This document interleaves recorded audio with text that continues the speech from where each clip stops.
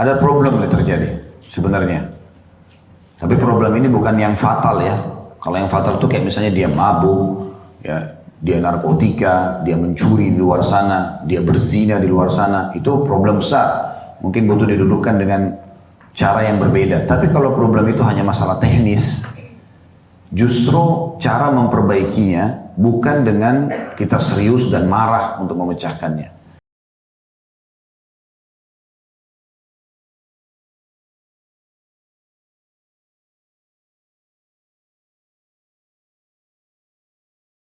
Assalamualaikum warahmatullahi wabarakatuh. Alhamdulillah, selalu saja lisan kita memuji Sang Pencipta Allah. Sebagai seorang muslim, kita sangat yakin kalau kalimat Alhamdulillah adalah kalimat syukur dan berterima kasih kepada Sang Pencipta Allah, sehingga segala kebutuhan kita untuk roda kehidupan di muka bumi ini akan dipenuhi oleh Sang Pencipta Allah. Oleh karena itu sangat wajar kalau setiap muslim dan muslimah selalu mengucapkan kalimat ini. Selanjutnya kita panjatkan salam hormat kita kepada utusan Allah Nabi besar Muhammad sallallahu alaihi wa ala alihi wa sahbihi wasallam, sebagaimana Allah telah perintahkan kita untuk mengucapkan salam hormat ini dan sebagai balas jasa terhadap kebaikan manusia terbaik ini yang telah menghabiskan 23 tahun dari masa hidupnya, 13 tahun fase di Mekah semuanya dengan siksaan, gangguan, dan puncaknya diusir dari kampung halamannya Mekah, dan 10 tahun masa penyempurnaan syariat Allah Subhanahu wa taala di kota Madinah. Oleh karena itu sangat wajar kalau kita selalu mengucapkan salam hormat kepada beliau. Kita akan membedah dan melanjutkan buku kita, yaitu Kuni Zaujatan Najihah, jadilah istri yang sukses, yang penerbit menulis dengan judul Menuju Rumah Tangga yang Bahagia. Dan kita masih di pasal ke-12, berada di akhir-akhir pasal ini, tentang masalah badai-badai yang menghancurkan kebahagiaan rumah tangga, problem dan juga solusinya. Saya tentunya tidak mengetahui status Bapak Ibu yang hadir di sini, apakah masih berumah tangga atau tidak. Jadi jangan sampai ada yang berpikir sedang membahas tema ini berarti menyinggung seseorang. Kita sedang membedah buku dan sedang coba meraih dan mengorek mutiara-mutiara ilmu yang ditulis oleh Dr. Najlah Hafizahullah, seorang dokter wanita dari Mesir yang memang menguasai bidang dalam masalah rumah tangga ini. Dan mungkin di awal pembukaan saya ingin mengingatkan kembali kalau bahasan kita tentang wanita ini memang sangat penting. Jangan sampai ada di antara ibu-ibu yang bilang kenapa selalu wanita yang mau dibahas. Sekarang kalau kita tidak bahas ini atau tidak ada ulama yang bahas tentang bagaimana kewajiban ibu di rumah sebagai istri, sebagai ibu misalnya, dan bagaimana menghadapi problematika dalam rumah tangga, maka tentu kita tidak akan tahu apa solusinya. Berapa banyak orang yang masuk dalam antrian di pengadilan akhirnya bercerai, rusak rumah tangganya. Berapa banyak orang yang akhirnya anaknya menjadi terpisah. Kalau ikut ibunya berarti pisah dengan ayahnya. Kalau ikut ayahnya maka pisah dengan ibunya. Walaupun bisa ketemu, tapi kebanyakan waktu yang merupakan hak anak tersita. Misal, kemudian juga berapa banyak pahala-pahala yang harusnya diraih dalam masalah rumah tangga, tetapi hilang begitu saja. Nabi SAW telah bersabda, "Man tazawwaja faqad dhamina nisfa dinahu falyattaqillaha fi nisfil baqi." Atau kama qala Nabi SAW, artinya siapa yang telah berumah tangga, menikah, maka dia telah menyelamatkan setengah agamanya. Tinggal dia menjaga setengah yang tersisa. Dan memang rumah tangga ini adalah bahtera pahala yang paling besar. Kalau seandainya kita sedang berpuasa, Ramadan misalnya, sebentar lagi Ramadan akan datang, insya Allah Allah mudahkan kita meraih yang terbaik nanti. Kalau orang dari sahur sampai buka puasa, dan dia sedang berpuasa, maka dia berada di sebuah bahtera namanya bahtera puasa. Jadi Bapak Ibu lagi duduk, lagi ngobrol, lagi tidur, kita berada di bahtera puasa. Pahala puasa tetap berjalan dari mulai sahur sampai buka puasa. Nah, rumah tangga adalah bahtera pahala paling besar dalam Islam. Karena mulai akad nikah sampai salah satunya meninggal, bahkan setelah meninggal pun bisa berjalan sebagai amal jariah kalau memang dia sudah memupuk itu semasa hidupnya. Jadi mulai dari akad nikah sampai salah satunya meninggal. Atau bahkan lebih daripada itu, pahalanya terus berjalan. Seorang wanita menunggu suaminya di rumah, atau melayani kebutuhannya semampu dia, atau mengurus anak-anaknya, ya, maka itu sudah cukup menjadi sumber pahala besar dan cukup untuk membuat dia meraih surga. Bukankah Nabi SAW bersabda dalam sebuah hadis, istri manapun yang menjaga 5 waktu sholatnya, kemudian berpuasa Ramadannya, nggak disebutin yang sunnah-sunnah, yang wajib saja, kemudian melayani suaminya dengan baik, maka dia akan pada saat meninggal dia bisa memilih dari 8 pintu surga yang manapun dia ingin masuki. Ya. Jadi memang keutamanya sangat luar biasa gitu. Kalau ada orang yang menghadapi problem-problem dalam rumah tangga, kemungkinan besar lebih dari 90% persentasenya karena tidak mengikuti kriteria dalam agama. Islam sudah mengajarkan untuk mencari pasangan yang beragama dan mereka ada dalam majelis ilmu, di masjid, bukan di diskotik, bukan di bar, bukan di jalan-jalan, pergaulan bebas.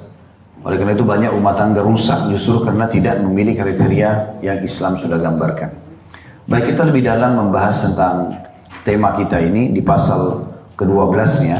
Kita sudah membahas masalah demi masalah yang diungkapkan oleh penulis, tapi saya ingatkan kembali karena ini pertemuan perdana kita setelah pandemi untuk offline. Selama ini kita online, ya. Di halaman 193 di buku kita itu ada badai-badai yang menghancurkan kebahagiaan rumah tangga dan problem juga solusinya. Sudah dibahas panjang lebar tentang masalah perjalanan pun akan berlanjut. Maksudnya kita menikah dengan siapapun akan ada gesekan-gesekan dalam rumah tangga. Tinggal bagaimana kita memahami setiap problem dan kita menyikapi problem itu dengan cara yang bijak. Ingat Bapak Ibu sekalian, kita tidak boleh menumpah tindihkan problem satu sama yang lainnya. Sedang membahas tentang kasus telat dengan janji misalnya, maka itulah yang kita bahas. Sedang membahas sebuah poin misalnya, sikap yang kita kurang sukai dari pasangan, maka kita fokus membahas itu saja. Jangan ditumpah tindihkan satu sama yang lain. Jangan bawa-bawa mertua. Memang orang tua kamu itu tidak mendidik dengan baik misalnya. Tidak perlu. Tadinya kita punya masalah sama satu orang, sekarang kita punya masalah sama 3 orang. Karena membawa 2 orang mertua, gitu kan. Apalagi kalau membawa-bawa keluarga, memang keluarga kamu itu. Kalau keluarganya 300 orang, kita harus minta maaf dengan 300 orang. Ya. Bagaimana kalau orang menikah dengan orang negara asing? Beda. Atau misalnya ada satu orang Amerika, laki-laki nikah sama wanita Indonesia. Kemudian dia jengkel sampai selalu dia mengatakan memang orang Indonesia itu 200 juta lebih. Itu tidak boleh kita membawa-bawa ya, dan mengembang besarkan atau membesarkan permasalahan dengan melumpah tindikan satu sama yang lain. Jadi bijaksana saja. Dan harusnya dalam menghadapi permasalahan itu kalau kita ingin bijaksana, setiap masalah sudah dibicarakan, sudah clear, sudah kita close, tutup, nggak dibahas lagi. Ya. Ini sudah pernah kami singgung karena banyak di antara muslimah karena perempuan dominan perasaan, maka selalu sekali ya, membawa ini dalam poin, gitu kan, dijadikan sebagai poin pegangan. Kalau sudah ribut sama suaminya, di WA misalnya, kemudian baikan setelah beberapa hari kemudian. Biasanya umumnya laki-laki itu pasti menghapus isi WA itu. Dia tidak ingin menyimpan, tapi ibu-ibu kebanyakan masih menyimpan. Ya. 1 tahun kemudian pun duduk ngobrol baik-baik sama suaminya, terlintaslah singgungan tentang permasalahan itu, lalu mengatakan, kamu juga pernah buat itu? Suaminya sudah lupa, yang mana? Ini buktinya. Masih diperlihatkan isi WA yang tahun lalu. Nah ini melahirkan permasalahan. Atau ada kadang-kadang orang yang sengaja menyimpan isi-isi WA yang nanti dijadikan hujah atau alasan di pengadilan. Kenapa nikah niat cerai? Gitu. Ini kan keliru. Nanti saya tidak punya kekuatan depan hakim. Subhanallah, ada hakim yang sebenarnya Allah Subhanahu wa ta'ala. Bukan untuk kita ya, ajukan ke hakim manusia yang akhirnya dengan bangganya gitu ya, mendapatkan sertifikat atau tanda perceraian. Kenapa seperti ini? Padahal ini prestasi yang paling dikejar oleh iblis. Ini nggak boleh. Di antara poin juga yang sudah kita bahas adalah tidak boleh menolak perdamaian. Itu ada di halaman 198, sudah kita singgung itu. selama memang ada upaya untuk perdamaian, coba terima dulu perdamaian itu. Allah Subhanahu wa taala menyebutkan dalam Al-Qur'an masalah itu ya. Kalau laki-laki dan perempuan berselisih suami istri, Allah Subhanahu wa taala mengatakan kalau tidak ada titik temunya lagi, sulit komunikasi, Allah masih bilang, "Fab'atsu hakaman min ahlihi wa hakaman min ahliha." Utus dulu satu orang yang bijak dari keluarga suami dan utus juga orang yang bijak dari keluarga istri. Iyurida islahan yufiqillahu bainahuma. Kalau keduanya masih ada niat mau baik saja, pasti Allah akan berikan taufiknya. Jadi memang Allah menyuruh itu dulu. Kalau benar-benar sudah tidak bisa ada titik temu, sulit untuk komunikasi, kita sudah gunakan orang ketiga pun keluarga kita yang bijak untuk datang, udah dinasehatin ya, sama pihak ketiga tidak mau, lalu kemudian kita boleh istikharakan. Kami juga tidak sarankan langsung bercerai, istikharakan dulu. Minta petunjuk kepada Allah Subhanahu wa taala. Kan di antara doa itu, kalau seandainya perkara ini ya, rumah tanggaku, bahasakan dalam bahasa Indonesia nggak masalah. Setelah sholat 2 rakaat istikharah, salam, ucapkan doa istikharah. Belum hafal, ketik di Google, doa istikharah. Akhir-akhirnya kan begitu. Kalau seandainya perkara ini, sebutkan dalam bahasa Indonesia, perkara saya, rumah tangga saya sama suami saya si fulan, misalnya. Kerja sama saya sama si fulana dalam bisnis ini misalnya, gitu kan. Baik untuk urusan agamaku, duniaku, akhiratku, mudahkan. Kalau buruk untuk agamaku, duniaku, akhiratku, maka alihkan aku dari dia, alihkan dia dari aku semua, kemudian tentukanlah untukku ya kebaikan dimanapun aku berada. Ya. Tadi yang saya sebutkan summa itu karena saya teringat dengan doanya summa qdurli khaira haitsukan. Saya belum terjemahkan tadi ya. Jadi itu yang saya maksudkan. Maka perdamaian ini harus didahulukan dan itu juga sudah kita singgung ya. Ini saya reviewkan saja poin-poin yang sudah kita bahas agar problem-problem rumah tangga itu bisa dipecahkan. Begitu juga di sini disinggung tentang masalah tentukan kadar problem itu, jangan dibesar-besarkan. Ya, kadang-kadang suami hanya lupa tulis sayang, tersinggung 2 hari nggak ngomong, gitu kan. Ya. Berarti ada perempuan lain, berarti ada begini dan begitu. Akhirnya jadi besar, padahal sebenarnya masalahnya tidak seperti itu. Ya. Perlu ibu-ibu tahu laki-laki itu lebih suka ya, praktek lapangan, menunjukkan di lapangan tentang sayangnya daripada ucapan. Kalau laki-laki biasa begitu, beda mungkin kalau perempuan ya. Laki-laki itu lebih suka menunjukkan perhatian dia, cinta itu di perhatian, sayang itu di perhatian. Misalnya dia lihat saja di sekitar ibu, tempat tinggal, fasilitas yang dikasih, gitu kan. Itu kalau sudah terlihat berarti petunjuk kalau saya dia menunjukkan kasih sayangnya di situ. Jadi ucapan itu tidak terlalu bermakna bagi laki-laki, tapi yang lebih bermakna adalah dia tunjukkan di lapangan. Juga sudah kita bahas teman-teman sekalian, jangan masing-masing menjadi pengintai terhadap pasangannya. Ini sering saya bahasakan, tidak usah ambil alih tugasnya malaikat. Sibuk periksa HP pasangan. Untuk apa? Kita menikah bukan untuk jadi pengawas. Kalau ibu menikah sama suami untuk jadi pengawas, saya yakin dari awal dia tidak mau menikah sama ibu. Begitu juga ibu juga, kalau ibu tahu ternyata suami ibu nanti jadi pengawas bagi ibu, mungkin ibu tidak mau. Yang kita butuhkan pasangan, pendamping yang merangkul kita, yang bekerja sama, ya, gotong royong, saling bantu-membantu kalau ada menyempurnakan kekurangan, membantu memecahkan permasalahan, juga memaafkan kalau ada kesalahan, itu namanya pasangan. Kalau untuk mengintai ini tidak boleh, ini sudah kita bahas di poin, ya, ada di halaman 199 itu ya. Ini pertemuan yang terakhir kalau tidak salah kemarin, kita sempat bahas itu.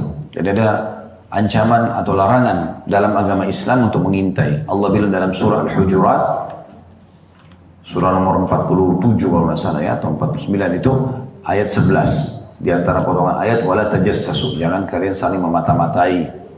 Juga Nabi SAW mengatakan itu, la tajassasu, jangan saling memata-matai. Gitu kan?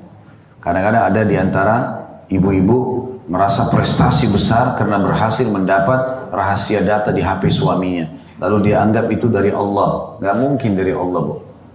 Ibu ambil dari saya, gak mungkin dari Allah. Karena Allah menyuruh menutupi aib orang. Jadi kalau dibuka aib, itu berarti dari syaitan. Gak mungkin dari Allah. Itu bukan prestasi. Semalam di blognya ada yang nanya begitu. Ustaz, saya curiga sama HP suami saya, akhirnya saya periksa, akhirnya saya dapat kata-kata sayang sama perempuan lain. Jawaban saya pertama, kenapa ibu buka HP itu? Tangannya itu jangan gatal mau periksa HP itu, nggak usah. Ada Tuhannya. Allah itu maha teliti, maha keras siksaannya, dan juga maha pengasih. Itu urusan dia sama Tuhannya. Kita tidak tahu, gitu kan? Ada rahasia apa antara dia sama Tuhannya? Kalau nampak depan mata kita, jelas-jelas itu kesalahan, bukan kita sengaja nyari-nyari. Oke, berarti Allah sudah menginginkan kita mengingatkan tentang kesalahan tersebut, bukan emosional, bukan meninggalkan. Pasangan kita kalau lagi salah, mirip sama anak kita. Anak ibu kalau lagi salah, ibu mau tinggalkan anaknya? Kan nggak mungkin. Sama dengan suami, bukan untuk ditinggalkan. Rangkul dia, ada masalah apa? Ayo kita pecahin sama-sama. Itu pasangan yang benar. Kalau setiap ada masalah akhirnya emosional, akhirnya merusak rumah tangga, itu berarti bukan pasangan. Tujuannya dari awal memang bukan untuk itu. Kita selama menikah dengan manusia, Bapak Ibu sekalian, pasti akan ada gesekan-gesekan. Sering kami bahasakan. 30 tahun misalnya seorang laki-laki hidup dalam satu pola makan, pola fikir, pola tidur. Seorang wanita 25 tahun juga hidup begitu. Lalu kemudian bertemu, tak mungkin tidak ada gesekan. Karena kita bukan satu rumah saja, adik kakak, biasanya polanya berbeda. Ya, ibu-ibu yang punya anak beberapa pasti tahu itu. Si kakak beda polanya, si adik beda polanya. Nah begitu. Apalagi kita ini dari dua rumah yang dua keluarga yang berbeda. Nah, rumah tangga, kekurangan pasangan itu untuk kita bantu dia menjadi amal jariah buat kita keluar dari permasalahannya itu. Dan kesempurnaan yang dia miliki, kita belum miliki, kita jadi belajar. Ambil sebagai pelajaran. Nah dengan itu baru rumah tangga itu bisa stabil. Jadi ini penting sekali masalah mengintai. Tidak boleh mengintai. Ya, cek selalu CCTV, pasang apalah pemantau di mobilnya. Segala macam hal. Ini aneh betul sikap ini. Karena akan menyita waktu kita. Kita ini hidup untuk ibadah. Tujuannya itu untuk zikir, untuk berdoa, untuk belajar. Itu tujuan kita. Bukan dihabiskan waktu untuk. Kalau kita habiskan waktu teman-teman. Kayak saya misalnya sibuk. Saya nggak tahu nih istri saya lagi buat apa sana. Saya pusing dengan itu. Selalu kontrol setiap hari di handphone. Saya mungkin tidak akan ngobrol sama orang di sebelah saya. Kita tidak akan belanja. Tidak akan melakukan banyak aktivitas. Ada Allah subhanahu wa ta'ala. Salah satu sifat Allah, Ar-Raqib, yang maha mengawasi. Allah itu maha teliti. Teliti sekali. Banyak yang tidak kita ketahui, Allah ketahui. Gitu kan? Bahkan subhanallah seringkali ada orang, Allah jadikan sebagai teman kita atau pasangan kita, mungkin bagi kita buruk, tapi bagi Allah itu baik. Berapa banyak kejadian seperti itu. Orang tahu setelah berjalan sekian waktu, oh ternyata ini yang terbaik buat saya. Gitu. Kemudian juga sudah kita bahas, hendaklah masing-masing menyebutkan apa yang tidak disukai dengan jelas dan secara yang santun. Ya. Jadi jangan sampai kita berharap pasangan kita memahami tanpa kita berikan penjelasan. Banyak orang begitu, masa kok nggak ngerti saya sih? Apa yang mau dimengerti, jelasin dulu. Gitu kan? Bahasakan baik-baik dulu, diungkapkan baik-baik dulu. Sudah kita jelaskan itu. Di sini juga ada poin tentang masalah ungkapkan perasaanmu terhadap problem tersebut, ya. Jadi coba dibahasakan, ya, dijelaskan, ya, saling merangkul dalam masalah ini. Insya Allah akan memecahkan banyak masalah. Kemudian mengakui kesalahan adalah jalan yang benar. Ini juga sudah kita bahas, ada di halaman 200 itu ya. Jangan egois, nggak boleh. Salah bilang iya saya salah, maaf, lalu kemudian perbaiki. Ya, minta supaya pasangan kita merangkul kita agar bisa kita keluar dari permasalahan atau kesalahan yang sedang kita lakukan. Kemudian juga ada bahasan kita yang lalu harus sedikit mengalah ya, dengan ridho menghadapi problem ya, yang ringan. Maksudnya kadang-kadang untuk negosiasi pada saat lagi ada masalah, kita pada saat itu mungkin butuh sedikit ya toleransi tentang masalah hak kita, terutama pada saat kita di posisi salah, gitu kan. Kemudian setelah itu nanti baru kita minta lagi baik-baik hak tersebut. Ini juga sudah kita jelaskan berbagai macam trik-triknya dalam masalah itu. Baik, kita akan masuk teman-teman sekalian ke bahasan kita pada kesempatan ini di halaman 201 itu ya. Tentang masalah beragam sarana untuk mengakhiri problem-problem kecil. Saya bacakan dulu, dokternya Hafidahullah berkata, misalnya, suatu kali engkau tidak mengambil pusing problem yang ada. Tiba-tiba ketika suami pulang, ia melihatmu sedang berhias, menyiapkan makanan, dan kejutan-kejutan lainnya yang disukainya. Di sini maksudnya adalah ada problem yang terjadi sebenarnya. Tapi problem ini bukan yang fatal ya. Kalau yang fatal itu kayak misalnya dia mabuk, ya, dia narkotika, dia mencuri di luar sana, dia berzina di luar sana, itu problem besar. Mungkin butuh didudukkan dengan cara yang berbeda. Tapi kalau problem itu hanya masalah teknis, justru cara memperbaikinya bukan dengan kita serius dan marah untuk memecahkannya. Tapi kalau pernah dengar ya kisah Ummu Sulaim radhiyallahu anha, sahabiat Nabi ini, ada julukan lainnya Rumaisah atau Gumaisah. Ini wanita yang dijamin masuk surga oleh Nabi SAW. Ibunya Anas ibn Malik. Kalau pernah dengar perawi hadis dari Anas ibn Malik, nah ini ibunya dia. Ibu inilah Ummu Sulaim ini yang membawa Anas kepada Nabi SAW dan mengatakan, ya Rasulullah, jadikan Anas sebagai pembantu anda, supaya dia selalu belajar agama. Maka 10 tahun Anas itu jadi pembantu di rumah Nabi SAW. Yang jelas Ummu Sulaim ini pernah pada saat suaminya meninggal, namanya Malik, dalam keadaan kafir suaminya meninggal. Kemudian setelah selesai masa iddahnya, rupanya ada sahabat suaminya namanya Abu Talha lamar dia. Tapi Abu Talha ini masih kafir, belum masuk Islam pada saat itu. Kemudian Ummu Sulaim mengatakan, wahai Abu Talha, orang laki-laki seperti anda tidak akan ditolak. Karena punya ketampanan, punya nama, keturunan jalur keturunannya jelas, punya harta. Abu Talha ini punya banyak kelebihan. Tetapi saya muslimah, sementara engkau masih dalam keadaan kafir. Kalau seandainya engkau mau masuk Islam, aku akan jadikan masuk Islammu sebagai maharku. Dan ini keluar sebuah hukum, bolehnya mahar itu dengan masuk Islamnya calon suami. Gitu. Karena dia mengatakan itu. Maka akhirnya Abu Talha masuk Islam di tangan Nabi SAW lalu menikah. Subhanallah, mereka baru saja berinteraksi biologis, hamil Ummu Sulaim, dan melahirkan anak laki-laki setelah 9 bulan ke depan. Waktu lahir anak laki-laki ini, Abu Talha sangat senang karena mendapatkan anak dari Ummu Sulaim, wanita yang dia sukai gitu. Tapi qadarullah pada saat itu anak ini sakit. Abu Talha sangat menjaga anak itu sampai akhirnya tiba waktu sholat maghrib. Kemudian dia mengatakan pada Ummu Sulaim, saya akan ke masjid dulu sholat, kemudian saya balik, tolong dijaga anak ini. Baru berapa langkah Abu Talha keluar dari rumah itu, anak ini meninggal. Anak ini meninggal. Nah pada saat itu, kata Anas bin Malik, anaknya Ummu Sulaim mengatakan, pada saat itu ibuku berkata kepada kami semua di rumah, jangan ada yang menyampaikan informasi tentang kematian anak ini kepada Abu Talha kecuali aku. Semuanya harus diam. Lalu apa kata Anas? Ibuku dandan pada malam itu belum pernah dandan secantik itu sebelumnya. Anaknya mati loh ini. Dia dandan, belum pernah dandan secantik itu sebelumnya, dan masak makanan yang terenak yang dia miliki.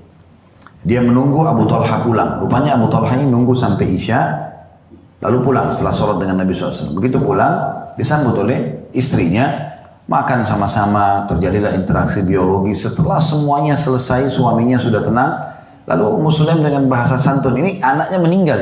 Harusnya dia sebagai ibu lebih sedih, tapi dia mengatakan, wahai Abu Talha, bagaimana pendapat anda kalau seandainya kita meminjam barang seseorang, lalu pemiliknya minta, apa kita kembalikan? Kata Abu Talha, tentu saja, itu hak orang lain. Maka dengan santun dia mengatakan, kalau gitu berharaplah pahala dari Tuhan Allah Subhanahu Wa Taala, karena Allah telah mengambil miliknya anak kita.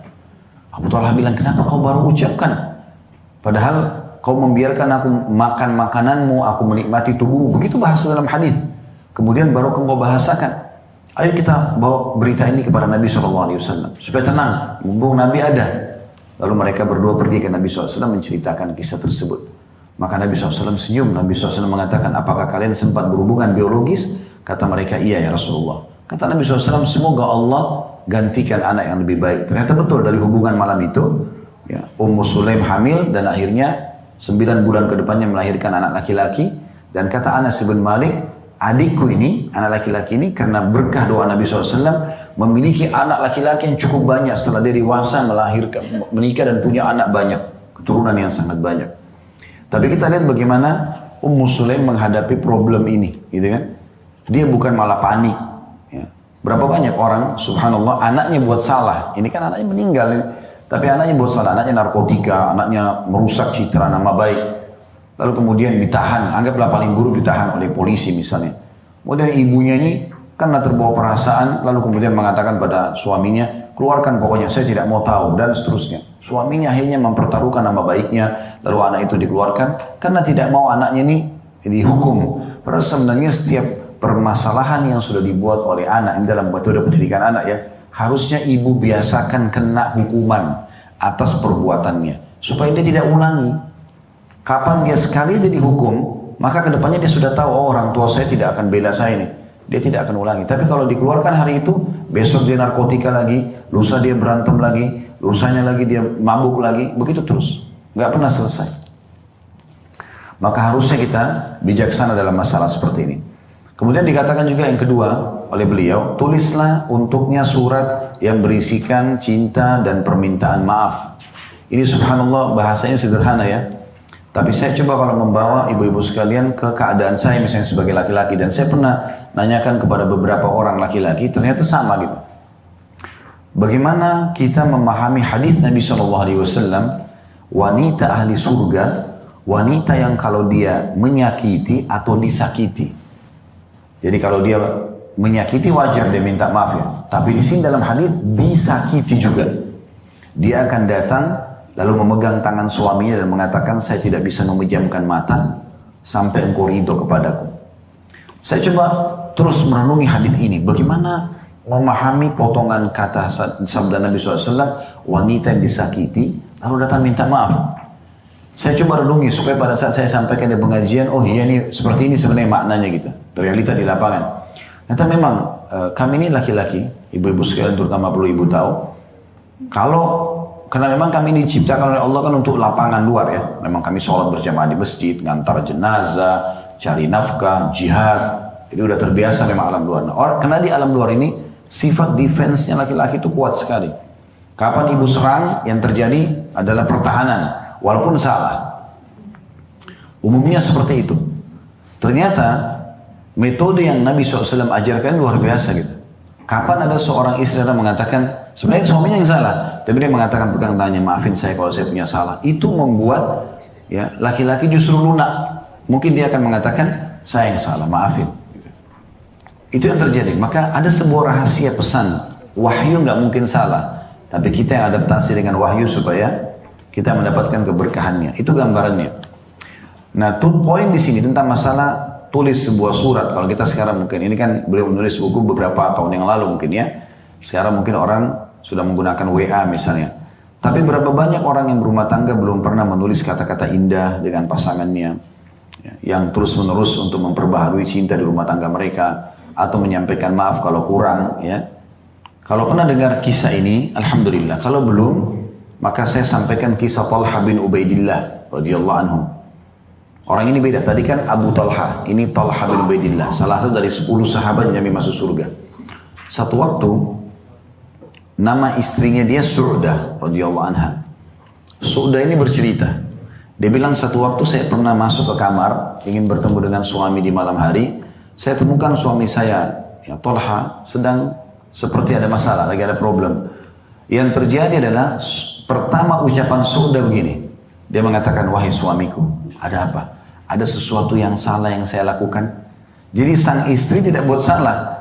Tapi begitu dia lihat suaminya sedang sedih, bahasa pertamanya adalah dia introspeksi diri dulu. Dia mengatakan, ada apa wahai suamiku? Apakah kesedihan yang saya lihat ini karena dari saya? Ada sesuatu yang salah. Yang terjadi apa? Suaminya langsung merespon dengan positif, mengatakan, tidak. Ketahuilah engkau adalah sebaik-baik istri seorang muslim. Maksudnya kalau ada muslim punya istri seperti kamu itu sudah bahagia dia. Karena gak pernah punya masalah dengan suaminya gitu. Lalu baru setelah itu Abu Talha menceritakan, saya merasa sedih dan kepikiran tentang harta yang melimpah yang ada nih. Di gudang ini penuh sekali dengan harta. Kalau meninggal bagaimana pertanggungjawabannya nih? Kembali lagi sang istri Su'dah radhiyallahu anha dengan sangat luar biasa mengatakan, kenapa anda pusing? Panggil kaum anda, suku anda, bagi-bagikan, sedekahkan kepada mereka. Bukan dia minta buat diri dia sendiri, kita sedekah. Semalam suntuk suami istri itu membungkus-bungkus harta mereka, kemudian membagi-bagikan. Ya. Kalau jumlahnya sekarang mungkin miliaran rupiah, dihabisin semua harta tersebut.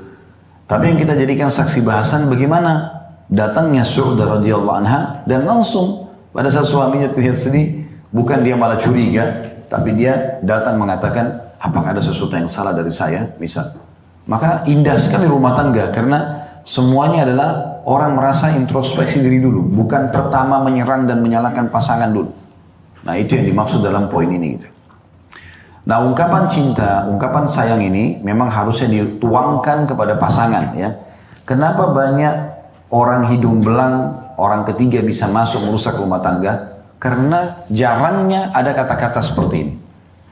Di salah satu kiat yang kami sebutkan dalam pelatihan manajemen rumah tangga Islami, biasanya kita keluar kota adakan pelatihan, ada 30 kiat mempertahankan rumah tangga. Salah satunya adalah tuangkan dan ungkapkan semua kata-kata, semua pikiran, semua isi hati, cinta kepada pasangan yang halal. Tuangkan semua. Sehingga nanti kalau ada orang yang coba mau masuk ke kita, manggil sayang, sudah biasa suami saya ucapin. Manggil cinta sudah biasa. Apa saja sudah biasa semuanya. Karena itu memang tamengnya. Kebanyakan orang lolos ya, masuk dalam kehidupan dia orang lain yang merusak, yang mungkin memang ini perusak rumah tangga. Setelah cerai sama suami, lanjut sama laki-laki itu baru dia tahu hidung belangnya laki-laki itu, baru nyesal. Setelah cerai sama istri, menikah sama perempuan itu, akhirnya baru tahu ternyata perempuan ini buruk misalnya. Itu semua karena masalah ini sederhana. Tidak pernah ada ungkapan-ungkapan sayang dan cinta. Cari semua kosakata yang paling romantis, yang paling menggoda, gunakan dengan pasangan. Nah itu yang dilakukan. Ya. Kemudian selanjutnya yang ketiga dikatakan sini, hubungilah ia melalui telepon dan mintalah maaf kepadanya. Ini salah satu pemecah problem kecil ya. Cuma memang yang saya perlu taris bawahi dalam masalah ini, ibu perlu tahu, kalau laki-laki itu sukanya fokus pada sesuatu yang sedang dikerjakan. Kayak misalnya kalau lagi di rumah, ya udah, ibu lagi hidangkan makan. Jangan heran kalau suami itu lagi makan, dia begitu menikmati makanan tersebut. Kadang-kadang ibu ngomong pun mungkin kadang-kadang nyambung, kadang-kadang tidak. Yang biasa laki-laki begitu. Ya. Apapun yang sedang dinikmati, apapun yang sedang dikerjakan, dia akan nikmati. Nah seperti juga kalau dia sedang keluar rumah, ya. Dia mau bekerja, maka dia menikmati pekerjaan. Bukan berarti tidak perhatian sama ibu. Biasanya karena ibu terbawa perasaan, begitu suami keluar rumah sudah telepon. Menunjukkan perhatian. Tapi bagi suami, itu mengganggu. Gitu. Ini kan baru ketemu, kok telepon. Gitu. Begitu, padahal sebenarnya bukan dia tidak suka. Dia lagi fokus mungkin mau nyetir mobil. Mungkin dia lagi fokus pekerjaan, gitu kan. Nah, biasa maka jawab. Tapi kalau lagi sibuk sekali, maaf ya, saya lagi ada kegiatan, saya sibuk. Ibu jangan lahirkan masalah yang tidak ada ya. Saya sering bahasakan begini, jangan pakai manajemen konflik. Manajemen konflik ini sebuah manajemen. Saya waktu S2 dulu sempat nulis sebuah makalah tentang itu. Kebetulan saya yang dapat tuh makalah itu karena saya waktu itu masuk di manajemen pendidikan. Dan saya temukan ternyata itu adalah satu manajemen yang dikembangkan oleh beberapa perusahaan di Amerika, tapi gagal. Maksudnya apa? Kalau perusahaan itu normal-normal saja, berjalan tidak ada problem, bagi mereka itu berarti ada sesuatu nih. Makanya ownernya biasa sengaja taruh dompet, sengaja buat pegawai ini, mata-matain pegawai yang itu. Nah kalau terjadi konflik itu berarti sehat perusahaannya. Itu banyak dibantah oleh para pakar-pakar ekonomi di sana. Itu saya sudah susun lengkap makalahnya pada saat itu. Dan saya sudah jelaskan kepada dosen kami, seorang profesor pada saat itu, kalau ini dalam Islam jelas tidak mungkin. Islam tidak pernah menyuruh untuk melahirkan permasalahan. Kalau permasalahan ada, kita hadapin. Ya, dengan kita dahulukan memaafkan, merangkul, bukan emosional. Islam sudah mengajarkan begitu. Nah saya lihat ini dalam kehidupan rumah tangga banyak sekali orang menggunakan manajemen konflik. Jadi kayak ibu-ibu misalnya suaminya tenang-tenang aja, pulang, ini kayaknya ada apa-apa nih, gak mungkin. Kok dia tenang-tenang aja? Sengaja ikutin bisikan syaitan, pakai manajemen konflik, gak bisa. Problem jangan dilahirkan. Kalau ada kita hadapin, gitu. Kemudian selanjutnya yang keempat di sini dikatakan, maksud saya ada butir di situ ya. Poin yang keempat, rekamlah dalam kaset ini karena di masa beliau masih pakai kaset ya. Di mana engkau berbicara tentang cintamu kepada suamimu dan kecemasanmu kepadanya. Maksudnya, ibu kalau zaman sekarang di WM bisa kirim voice suara gitu ya. Yang Allah kasih suaranya indah, boleh lantunkan syair-syair indah buat suami. ya, kata-kata yang indah. Kadang-kadang ada orang merasa risih dengan itu ya, padahal sebenarnya tidak usah merasa risih. Ya, kalau zaman dulu orang merekam terus kemudian ini. Jadi saya pernah ya, dikirimkan oleh istri saya voice begitu. Subhanallah, pada saat kita safar, ya, lagi safar terus dengarkan kembali, itu berbeda sekali. Suasananya kayak ada hiburan tersendiri dan memang jadi teringat gitu. Atau ada cuplikan video yang dikirim, atau ada cuplikan foto, foto yang dikirim, itu berbeda sekali dan sangat bermakna gitu. Nah, ini termasuk juga anjuran beliau. Kemudian dia mengatakan di penutupan subjudul ini ya, jangan kembali membuka perselisihan atau kritikan yang sudah terjadi. Anggaplah seakan-akan itu tidak pernah ada. Makna bahasa lainnya, buka lembaran baru. Dari mulai kita menikah sampai salah satunya meninggal, ini masa ta'aruf. Ya, ini masa ta'aruf. Ini masa kenalan kita yang sebenarnya. Jadi pasti akan ada gesekan-gesekan. Jadi yang penting yang benar merangkul dan memaafkan, yang salah minta maaf dan memperbaiki. Dan selalu buka lembaran baru. Udah, masalah itu sudah selesai, tutup, kita buka lembaran baru lagi. Ciptakan suasana baru lagi. Emang sudah begitu. Ya. Ini yang harus dilakukan. Karena tidak ada rumah tangga itu yang tanpa problem, itu nggak mungkin. Rumah tangga Nabi SAW juga begitu. Karena kan ada adaptasinya. Tapi kita lihat bagaimana Nabi SAW menghadapi permasalahan tersebut. Dengan menasehati, dengan merangkul. Bagaimana Aisyah radhiyallahu pada saat cemburu dengan istri lain. Tapi diingatkan Nabi SAW, beliau minta maaf. Gitu kan. Dan saya pribadi ya kurang setuju kalau selalu diangkat cemburunya Aisyah. Tanpa dilihat kadang-kadang akhir daripada nasihat yang ada di pesan itu. Gitu kan? Padahal sebenarnya ada pesan-pesan kan. Seperti waktu beliau cemburu dengan Sofia, lalu Nabi SAW mengatakan, sesungguhnya hai Aisyah, kau telah menyebutkan kata-kata kalau ditaruh di air lautan akan merusaknya. Maka Aisyah minta maaf itu. Nah ini kan perlu digarisbawahi ya. Sehingga cemburu itu, Bapak Ibu sekalian, hanya boleh kalau terjadi pelanggaran agama. Jangan pernah cemburu kepada selain pelanggaran agama. Ada orang cemburu dengan mertuanya, cemburu dengan iparnya. Ini salah sasaran. Itu kalau ibu kamu perhatikan. Terus gimana? Siapa yang tahu agama tidak mau bakti sama ibunya? Gak mungkin. Terus ibu mau suruh bandingkan antara diri ibu sama mertua ibu? Gak mungkin. Kalau disuruh pilih, mungkin dia pilih ibunya. Gitu kan? Wajar. Dan setiap istri yang membantu suaminya bakti dengan ibunya, pastikan Allah juga akan kasih anak dia yang bakti sama dia nanti. Yang sudah begitu. Al-jaza min jinsil amal. Balasan akan datang sesuai dengan perbuatan seseorang. Jadi, jangan letakkan kecemburuan ini salah tempat. Ingat, terjadi pelanggaran agama, dia berzina, dia selingkuh, ya, dia mabuk, dia segala itu boleh orang. Ya. Tapi kalau enggak jangan. Ya. Supaya jangan mengacaukan rumah tangga ini. Kalau kita biarkan cemburu buta ini, tembok pun ibu cemburui nanti. Ya. Pas suaminya berdiri satu tembok di mall, kok kamu berdiri di situ? Kayaknya ada kenangan nih. Nah, kan jadi kemana-mana. Jadi kan. Padahal sebenarnya orang cuma berdiri di situ. Ya.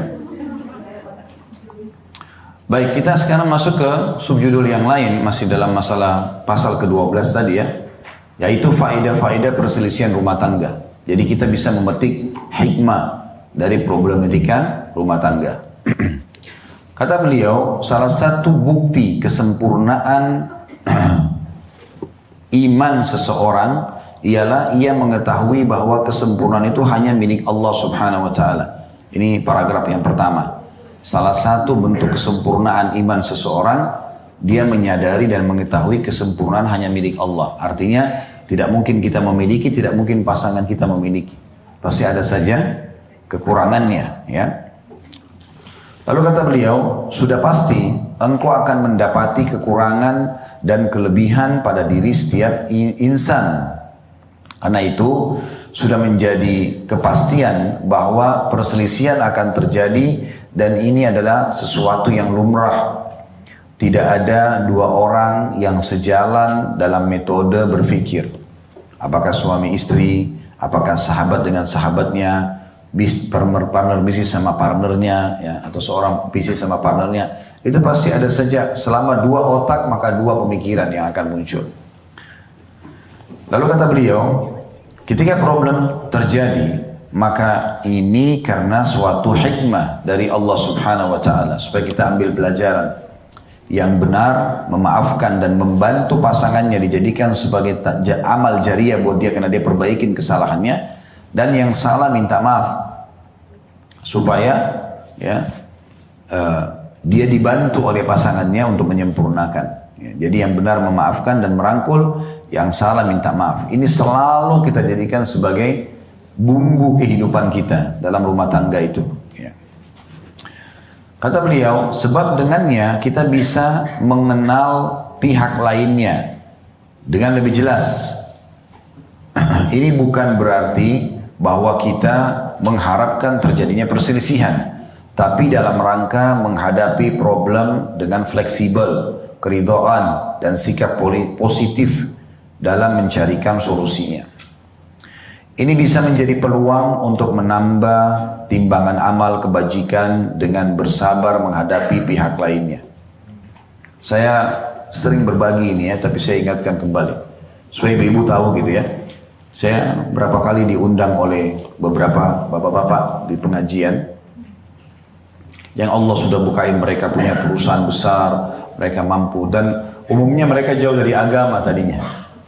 Tapi undang saya pengajian di kantor. Setelah ada satu bapak itu sudah mungkin 2 tahun atau 3 tahun saya ngisi di kantor beliau, cukup besar, banyak sekali orang yang datang, Masya Allah.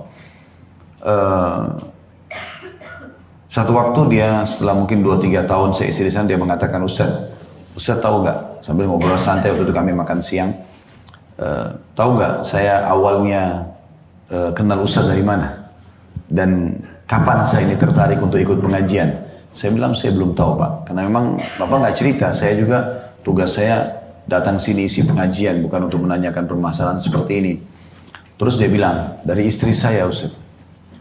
Terus dia cerita sendiri, istri saya itu sangat sabar Ustaz. Saya dulu jauh dari agama, dia bilang. Saya jauh dari agama. Dan pada saat saya jauh dari agama itu, dia nggak pernah marah, dia nggak pernah tersinggung. Dia cuma berusaha ingatkan saya, ayo mas bangun sholat. Ayo gini, ayo begitu, gitu kan. Dan yang paling sering adalah dia coba menyampaikan isi pengajian yang pernah dia dengar dari Ustadz, karena istrinya kebetulan ikut di pengajian kami. Akhirnya dia bilang seringkali kalau ada cuplikan ceramah diperdengarkan, gitu kan. Kalau saya tadi baru belajar ini, tapi istrinya tidak bilang, ini loh dengarin supaya kamu belajar juga, enggak. Dia cuma bilang, mas saya baru belajar ini tadi, gitu. Kok saya baru tahu ya? Sebenarnya istrinya itu ingin supaya suaminya juga tahu, gitu kan. Tapi dengan kasih sayang seperti itu, dia bilang pelan-pelan akhirnya saya sendiri tertarik untuk belajar agama. Dan sampai sekarang akhirnya saya tinggalkan banyak sekali kesalahan-kesalahan agama justru karena kebaikan dia. Nah itu contohnya. Bayangkan kalau kita pakai emosional, mirip kalau ibu mau tarik ini contoh ke anak-anak. Beda sekali antara seorang ibu yang selalu merangkul anaknya dengan kasih sayang walaupun anaknya salah. Kan anak sering buat salah kan. Kalau kita selalu rangkul dia, kita anggap itu adalah masa dia belajar, kita perbaikin keadaan dia, kita niatkan untuk jadi amal jariah, itu tidak pernah jenuh. Tapi seorang ibu yang selalu emosional, selalu main tangan, kata-katanya kasar, ini anaknya pasti tidak akan betah dengan dia. Kapan anak ini memiliki teman-teman yang membesarkan jiwanya, selalu memuji kamu hebat, kamu begini, walaupun perbuatannya salah, udah dia tinggalin rumah. Nah itu salah satu contohnya gitu. Jadi untuk apa kita menikah teman-teman sekalian, tapi kita mau marah-marah, kita mau ribut. Nah, problematika memang untuk dihadapin. Dan kita ingatkan untuk menjadi amal, sebagaimana beliau katakan di sini, bagaimana kita menjadikan itu sebagai amal. Ya. Itu paragraf terakhir tadi ya. Dikatakan ini bisa menjadi peluang untuk menambah timbangan amal kebajikan dengan bersabar menghadapi pihak lainnya. Nabi SAW bersabda, "Man yuridillahu bi khairan yusib minhu." Ini kita lanjut terus halamannya, sekarang di halaman 203 ya. Barang siapa yang dikehendaki Allah kebaikan untuknya, maka Allah akan memberinya ujian, cobaan. Kalau ibu-ibu tanya kepada saya, Ustaz, apa kira-kira hikmahnya cobaan gitu? Kenapa enggak kita jalan kehidupan mulus-mulus saja, tidak ada cobaan? Nah, cobaan ini seperti kalau bahasa kita sekolah itu ujian, ya. Untuk naik kelas itu ada ujiannya.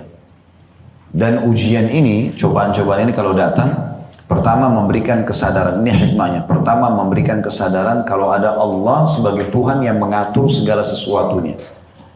Allah bisa mengatur, memberikan kita kesenangan di satu sisi, Allah berikan ujian di sisi yang lain. Kesenangan untuk kita nikmati dan syukur, ya. Kemudian kalau ujian untuk kita bersabar. Kita sadar ini hikmah pertama kalau kita punya Tuhan, ya. Hikmah yang kedua dari ujian tersebut, seseorang muslim menghemat waktu umurnya di atas ketaatan. Ya, menghemat umur di atas ketaatan. Kita kalau lagi ada masalah, selalu yang kita pikirkan adalah jalan keluarnya. Apalagi kalau kita memiliki iman dalam hati seperti biji sawi saja. Pasti kita larinya ke sholat malam, ya. Kita konsultasi dengan ahli agama, gitu kan. Jadi kita sedang memangkas umur kita di atas ketaatan. Dan kita kalau lagi ada masalah, diajak ke diskotik sama teman-teman, diajak ke karaoke, kita terus saya lagi pusing. Ya. Jadi sebenarnya memangkas umur kita itu di atas ketaatan. Dan banyak sekali orang pada saat terjadi cobaan dalam hidupnya, justru dia bisa meneteskan air mata. Yang itu kalau dia lagi sehat-sehat saja, tidak ada masalah, sulit sekali. Saya pernah waktu menghadapi sebuah permasalahan gitu ya. Waktu itu awal sekali kita mau buka restoran di Kalibata, berapa tahun yang lalu. Lama sekali, tukangnya ada yang datang, ada yang nggak datang, mungkin 6 bulan lebih. Tertunda-tunda, sewanya berjalan. Gimana? Pas mau khutbah Jumat di Jakarta Selatan waktu itu, saya datang lebih cepat, terus saya sholat di dekat, di belakang mimbar. Nggak nampak sebenarnya. Sholat tahiyat masjid, sekaligus saya coba berdoa sama Allah minta solusi pada saat itu. Rupanya antara mimbar sama tembok masjid itu ada celah, ada satu bapak rambutnya sudah putih semua. Dia ngelihat, lalu dia datang, setelah saya salam, lalu dia bilang, Ustaz pernah susun nggak doa-doa dalam Al-Quran gitu? Karena biasanya kalau khutbah Jumat saya selalu tutup, dulu khutbah saya yang dulu ya, kalau sekarang saya sudah gunakan bahasa Indonesia, supaya lebih mudah difahami. Kalau dulu saya gunakan semua yang mulai dengan Rabbana, Rabbana, Rabbana, Rabbana. Dia tanya, pernah Ustaz susun nggak? Saya bilang, saya belum. Mungkin satu waktu Pak insya Allah. Terus dia tanya saya, Ustaz, tadi Ustaz saya lihat di celah itu Ustaz lagi sholat. Terus sujudnya lama. Itu berdoa apa Ustaz? Oh saya lagi ada masalah, minta petunjuk sama Allah. Terus dia pegang rambutnya. Dia bilang, Ustaz saya sampai rambut putih saya begini. Mungkin di Bapak itu umur 80 tahun. Gitu. Rambut saya seperti ini, saya belum pernah rasakan sujud begitu. Saya pengen gitu. Subhanallah, saya tiba-tiba kayak ditegur sama Allah, nih masalah ini ada, supaya kau lebih enak sujudnya, lebih enak berdoanya. Dan pada saat masalah sudah selesai, kita coba mau nangis saja nggak bisa, mau khusyuk ibadah seperti itu ada masalah nggak bisa. Ya. Jadi hikmahnya luar biasa, gitu. Banyak hikmah. Yang ketiga, hikmahnya adalah pembersihan dosa-dosa. Jadi ujian itu sekaligus pembersihan dosa. Dalam hadis riwayat Muslim, kata Nabi SAW, tidak ada yang menimpa seorang muslim dari capek, letih, ya, gangguan orang, penyakit, bahkan duri yang menusuk tubuhnya kecuali ini pembersihan dosanya. Jadi semua permasalahan itu, ibu capek aja, ya, letih, diganggu orang, ada yang gosipin, ada yang fitnah, ada utang tidak dibayar, semua itu pembersihan dosa. Sampai sebagian salaf itu, kalau lagi jalan kakinya kesentuh batu, keseleo, mereka tuh mengucapkan istirja, inna lillahi wa inna ilaihi raji'un, lalu mereka juga ikutan dengan alhamdulillah, Allah bersihkan lagi dosa dengan itu. Ya. Dan ini poin juga penting untuk dikasih pembersihan dosa. Yang keempat, peninggian derajat. Peninggian derajat. Jadi ada derajat-derajat, Bapak Ibu sekalian di surga, yang mungkin harus, kalau kita mau jangkau itu kita harus 100 tahun sholat malam, 100 tahun sedekah, 100 tahun puasa sunnah. Tapi mungkin Allah cuma kasih umur kita 70 atau 80 tahun misalnya. Allah mau kita sampai derajat sana, bagaimana Allah uji? Ada penyakit yang butuh non-stop minum obat, ya. Ada orang yang pernah gosipin, ada orang yang pernah fitnah, ada utang yang belum dibayar tadi kan. Macam-macam gitu kan. Ada mungkin barang kita hilang, yang kita sukai, jam tangan, sepatu, baju, coba Anda tuh. Nah ini, semua ini adalah sebab peninggian derajat di sisi Allah Subhanahu Wa Taala nantinya. Ini hikmah-hikmah yang luar biasa gitu. Jadi kalau ada ujian yang sedang datang, itu kita jadikan sebagai ajang pahala buat kita. Kata beliau, karena itu, marilah kita bersabar. Ya. Saya perlu kasih gambaran juga, Bapak Ibu sekalian, kalau dalam kehidupan kita ini, ibaratnya kalau pesawat kita punya dua sayap. Kalau satu sayap nggak bisa terbang, gitu kan? Nggak stabil dia. Dua sayap ini adalah sayap yang sebelah kanannya itu adalah syukur pada saat nikmat ada. Sayap yang sebelah kirinya sabar pada saat ujian datang. Ini dua harus berimbang. Gak bisa Bapak Ibu hidup kalau ada nikmat bersyukur. Tapi kalau ada ujian keluh kesah. Gak bisa. Gak berimbang dia. Ini harus sabar kuncinya di sini. Gak bisa juga orang lagi diuji sama Allah dengan kemiskinan misalnya. Lalu dia sabar. Tapi begitu Allah berikan kekayaan dia malah sombong. Seperti kasus Qarun. Dulu dia miskin. Allah bukain lalu dia sombong. Bahkan kufur kepada Allah. Ini tidak bisa. Ini harus berimbang antara syukur sama sabar. Makanya Nabi SAW mengatakan ajaban di amri mu'min, sungguh mengagumkan perkaranya orang-orang beriman. Wala yakunu dzalika illa li mu'min. Itu tidak dimiliki kecuali untuk orang atau oleh orang-orang beriman saja. Inna sabahu sarra syakar. Kalau diberikan nikmat dia bersyukur. Wa inna sabahu dharra sabar. Ya. Dan kalau diberikan cobaan maka dia bersabar. Kemudian beliau mengatakan mungkin itu sebagai pemberitahuan dari Allah subhanahu wa ta'ala tentang kemaksiatan yang telah dilakukan. Salah seorang salaf berkata, aku mendapati pengaruh kemaksiatan pada perilaku istriku dan binatang tungganganku. Maka ketika terjadi problem, kita harus introspeksi atau mengoreksi hubungan kita dengan Allah Ta'ala, lalu bertaubat dari kemaksiatan apapun serta memohon ampunan. Jadi maksudnya paragraf ini Bapak Ibu sekalian, kalau seandainya ada masalah yang sedang datang, jangan buru-buru menyalahkan orang yang sedang bermasalah dengan kita. Tapi saran beliau, dan ini juga saran kami, karena ini kami tahu secara teori agama begitu. Yang paling pertama introspeksi diri kita dulu. Ini ada masalah apa nih antara kita dengan Allah nih? Kok bisa datang orang ini tidak bayar utang? Kok bisa datang orang ini fitnah? Kok bisa datang orang ini gibah? Begitu, penyebabnya ada. Sebagian salaf itu saking pekahnya. Salaf ini maksudnya orang terdahulu sebelum kita ya. Sebagian mereka itu kalau lewat di sebuah tempat kecium bau busuk aja. Kayak kita bau sampah misalnya. Langsung mereka introspeksi diri. Ada apa? Kok bisa Allah sampaikan bau busuk ini? Sebagian mereka jalan kesentuh batu kakinya. Mereka langsung introspeksi diri. Nah seperti juga di sini dikatakan, kalau ada perubahan sikap dari pasangan hidup, tanpa sebab tiba-tiba berubah, ada apa nih? Ya, tunggangan. Dalam beberapa asar lain dikatakan bahkan tikus yang masuk dalam rumah itu sebagai bahan introspeksi mereka. Jadi jangan pernah kita merasa diri kita sempurna ya, pasti kita punya kekurangan-kekurangan gitu. Lalu kata beliau, melihat dunia dengan pandangan yang sebenarnya. Dunia adalah negeri ya, kepenatan. Hal ini dapat ya, dirasakan manakala terjadi problem. Saat itulah negeri akhirat terasa manis bagi mereka. Negeri yang tiada kepenatan, kecapean, dan perselisihan. Lalu mereka beramal untuknya. Ya. Sebagaimana dijelaskan dalam riwayat Bukhari gitu. Imam Ahmad pernah ditanya, kapankah orang mukmin merasa nyaman? Ia menjawab, ketika meletakkan telapak kaki pertamanya di surga. Maksudnya, selama kita di dunia, Bapak Ibu sekalian pasti akan ada problem. Dunia ini memang begitu. Ya. Dan selalu berpasang-pasangan. Ada lapar, ada kenyang. Ada muda, ada tua. Kan gitu. Ada laki-laki, ada perempuan. Ada kaya, ada miskin. Gitu. Ada saatnya kita sehat, ada sakit. Ya. Ada hidup, ada mati, ada dunia, ada akhirat, ada surga dan neraka, kan gitu. Orang kalau faham ini sebagai sebuah sistem yang sudah Allah ciptakan, di saat kita sakit kita bisa terima, karena kita tahu, oh pasangannya sakit itu sehat. Jadi di saat saya sehat dulu, ini loh partnernya sakit.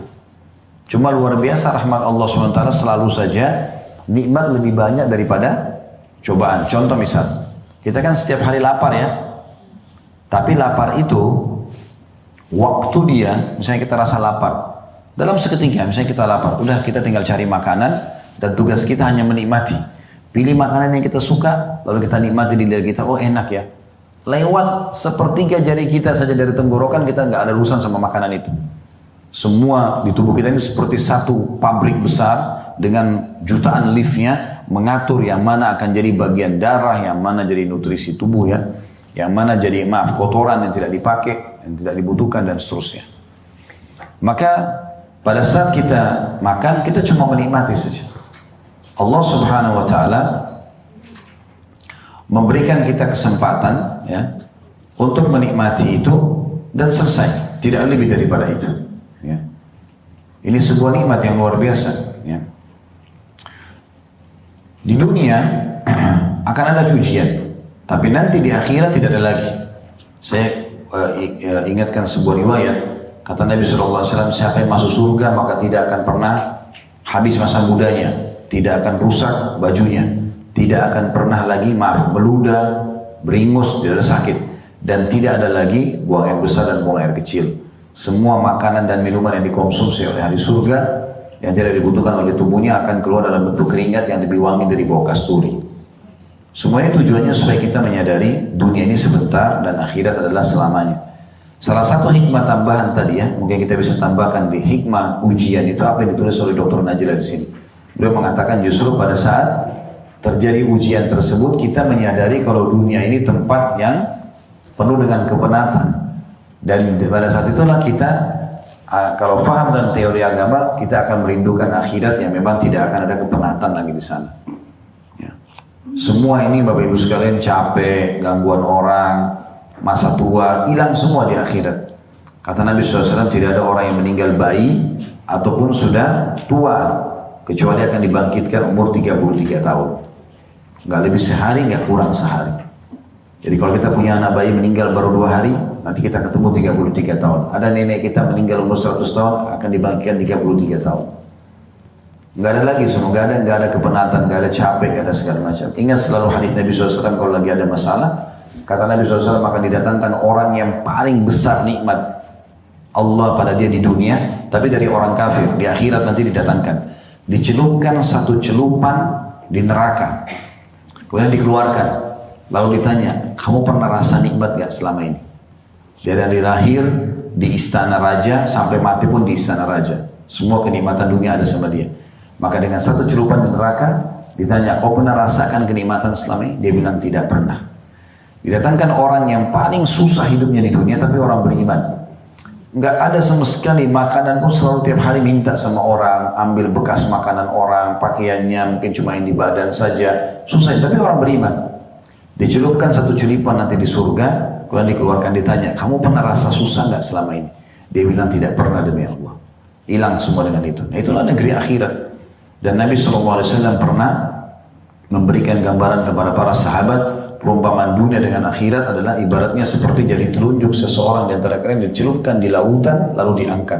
Lihatlah ya berapa banyak tetesan air yang tersisa. Sedikit sekali. Dan kalau kena angin pun akan kering. Lautan yang luas itulah akhirat. Begitu luasnya.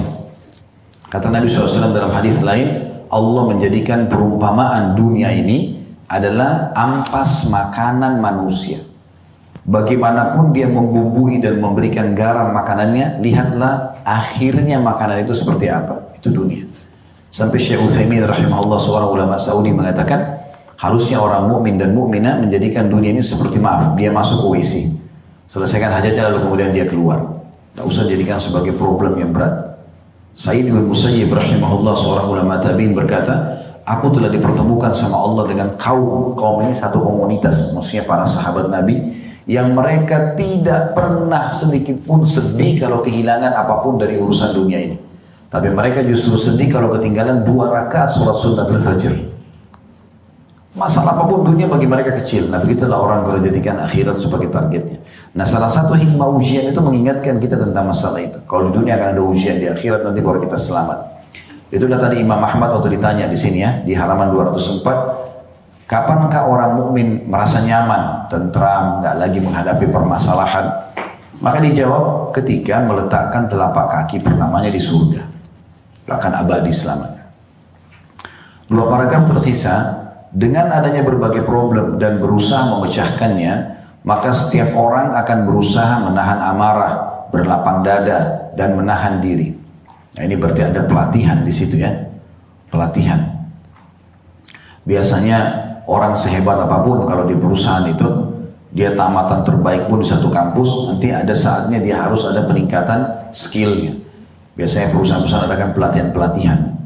Nah, seperti itu, ujian yang datang itu adalah pelatihan dari Allah Subhanahu wa Ta'ala untuk kita naik level. Ya. Kita jadi tahu, punya pengalaman hidup dengan ujian tersebut.